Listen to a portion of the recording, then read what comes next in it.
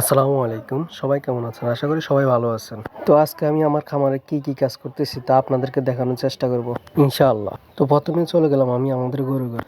আজকে যেহেতু ভালোই রোদ দেখতেছি তো আমি চিন্তা করতেছি আমাদের গরু দুইটাকে গোসল করিয়ে দেবো।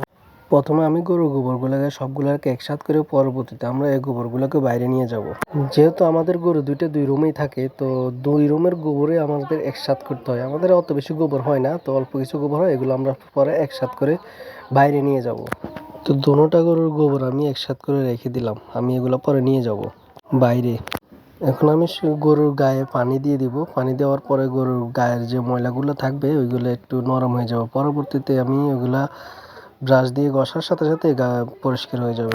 তো আমি এই কাজগুলো করতে আমার কাছে ভালোই লাগে, আমি অনেক আনন্দ পাই। অনেকে হয়তো বলতে পারবেন যে এগুলা মানুষে কাজ করে না, আসলে এগুলোর মধ্যে একটা আনন্দ আছে।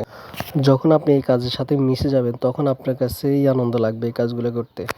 তো প্রায় আমার দুটোটারই কাজ শেষ, আমার দুটোটা গরুরে গোসল করানো প্রায় শেষের দিকে।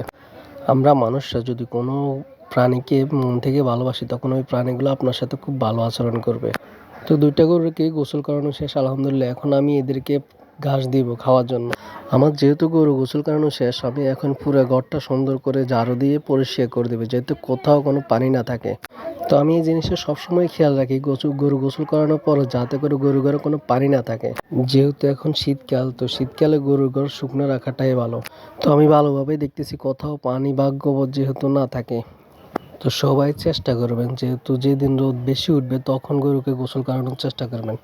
তো প্রায় আমার মোটামুটি পুরো ঘর পরিষ্কার করা শেষ। এখন আমি চলে যাব বাইরে। বাইরে গিয়ে আমি গরুর যে ঘাসগুলো আছে ঘাসগুলো রেডি করে। তা আমি আমার আগের ভিডিওতে বলছি আমাদের অত ঘাস নাই, এখন আমাদের কচুরি ফেনায় আমাদের গরুদেরকে খাওয়াতে হয়। কচুরি ফেনার পাশাপাশি খড় দেওয়ার চেষ্টা করতেছি। তো আমাদের ঘাসগুলোতে 7 দিছে, অল্প কিছু হয়েছে। তো আরও 5-6 দিন পরে আমাদের ঘাসগুলো বড় হবে। এই পর্যন্ত আমাদেরকে কচুরি ফেনা খাওয়াতে হবে গরুকে। তো ঘাস দিয়ে চলে গেলাম আমার খামার, আমার ছোট্ট খামারের দিকে। তো আমার খামারের হাঁস মুরগি যেহেতু অনেক ছোট, তো এদেরকে পানি খাওয়ার জন্য আমি একটা জায়গা ব্যবস্থা করতেছি। তো এখানে আমি দিব হচ্ছে যে আমাদের অনেক আগের একটা আমার গরুর নাঞ্জা বলে থাকি, ওই নাঞ্জাগুলো আমাদের ছোট্ট একটা কবুতরের জন্য বানাইছি। তো আমি এটা এখানে দিয়ে দিব। এই হলো সেই ছোট্ট নাঞ্জাগুলা। এটা নিয়ে যাব আমি এখন আমার খামারের ভিতরে। আমার খামারের ভিতরে নিয়ে আমি ওই যে জায়গায় গর্ত করছি ওই জায়গায় এটা সেট করে দিব। যেহেতু হাঁস মুরগিগুলো অনেক ছোট, তো আমি এটা লেভেলে রাখার চেষ্টা করতেছি। তো এটা বসানো আমার প্রায় শেষ। এখন আমি এটা দেখব কি এটাতে কাজ করে কিনা। মোটামুটি ভালোই হয়েছে, সুন্দর হয়েছে। এখন আমি এগুলোতে পানি দিয়ে দিছি। তো আমি এখন আমার এই ছোট্ট খামারটাকে ঝাড়ু দিয়ে দিব। এরা যেহেতু এখনো ছোট ছোট হাঁস মুরগি, এরা একটু এই জায়গাগুলো কাজটা করবে, এটাই স্বাভাবিক। তো আমি এটা সুন্দর করে ঝাড়ু দিয়ে দেবো যাতে করে এই জায়গাটা পরিষ্কার দেখা যায়। তো আমি আজকে একটা সুখবর দেবো, সেটা হচ্ছে যে আমার যে কয়েলের জন্য যে ঘরটা বানাইছি, আমি ইনশাল্লাহ আজকে কিছু কয়েল পাখি নিয়ে আসবো আমার ঘরে। যদিও আমি আগে আরও কিছু কোয়েল পাখি পালছিলাম, তো ওইগুলোতে আমি মোটামুটি লসে খাইছি। এটা হচ্ছে যে আমার 65 দিন হয়ে গেছে, যার কারণে কোনো ডিম দেয় না, আমি ওগুলো বিক্রি করে দিছি। তো আমি অনেকের সাথে যোগাযোগ করছি যে এটা কেন হয়েছে, তো ওরা বলতেছে 2-3 রকমের খাওয়ার কারণে আমার এই সমস্যাটা হয়েছে। যেহেতু আমি নতুন কোয়েল পাখি পালতাম, তো আমি দোকানে যাই বলি যে কোয়েল পাখি খানা দেন, তো ওরা একজনে একরকম খাবার দিত, যার কারণে 2 রকম খাওয়ার কারণে আমার পাখিগুলো ডিম দেয় না। পরে আমি এগুলো বিক্রি করে দিচ্ছি। তো এখন হচ্ছে আমার টমেটো গাছে খুঁটি দেওয়ার জন্য আমি এই খুঁটিগুলো রেডি করছি। তো আমি আগের ভিডিওতে বলছিলাম যে আমার টমেটো গাছগুলোতে আমি খুঁটি দিব, সবগুলো টমেটো গাছে শুয়ে গেছে। এখন খুঁটি দিয়ে এগুলোকে সোজা করে আমি বেঁধে রাখবো।